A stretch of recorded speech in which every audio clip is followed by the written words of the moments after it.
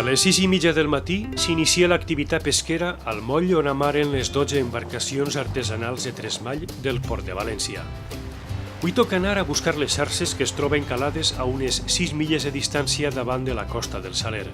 Quico Sierra, patró i armador del vaixell, i el mariner José Manuel Castro tenen un objectiu molt clar: omplir les xarxes de peix de qualitat. Roquet és una embarcació de fusta de 39 anys d'antiguitat i 13 metres d'eslora, preparada per a la pesca amb xarxes de tresmall. Els pescadors disposen de dues xarxes que sumen uns 3.500 metres de llargària. El principal objectiu d'aquestes setmanes és la captura d'escorpa i llagosta, dues espècies que es paguen a bon preu a la subhasta del peix.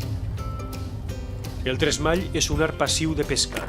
Captura el peix per emmallament sense anar a buscar-lo com ocorre amb l'arrossegament. Els tresmalls formen 3 panys de xarxa rectangulars d'1,5 metres d'alçada, que es fondegen en la mar a una profunditat variable. Les xarxes es mantenen en posició vertical sobre un fons d'arena o roca. La malla dels panys varia segons l'espècie que es vulga capturar. La part superior de la xarxa està provista d'una relinga de flotadors i la inferior de ploms. La major part de les espècies capturades són bentòniques, vol dir que habiten el fons marí. Avui hem agarrat escorpa, sobretot escorpa i llagosta, que és el que anàvem buscant. Ha vingut poquet, però bueno, té bon preu i encara m'ho valdrà alguna cosa. El peix del tresmall és més selectiu. Vas a per unes varietats de peix que tenen un tamany i una varietat. No sempre agarres, quan vas a la sèpia, agarres sèpia, sempre agarres algun llenguaet o algun... però és més selectiva i menys dañina i fa menys mal a la mar. La feina d'aquests pescadors artesanals acaba després d'unes 7 hores a la mar.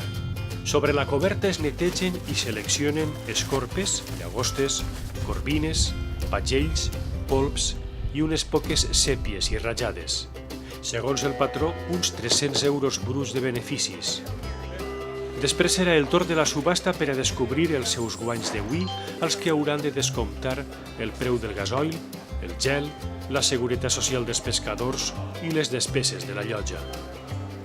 La subhasta de tot el peix d'art menor, on s'inclouen els tresmallers, comença a les 4:30 de la vesprada. La graderia dels compradors està bastant plena perquè saben que el peix capturat amb tresmall és d'una excel·lent qualitat. El mercat, lo que és la mar, lo que és el peix d'ací de València és un peix de qualitat i res, estic molt propet i la qualitat-preu la millor que n'hi ha.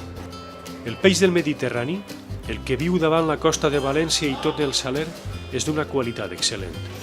La modalitat de tresmall cuida les captures, és prou selectiu i permet que en poc més de 12 hores estiguen a l'abast de la ciutadania i dels restauradors. Un peix quilòmetre zero que sap al millor Mediterrani.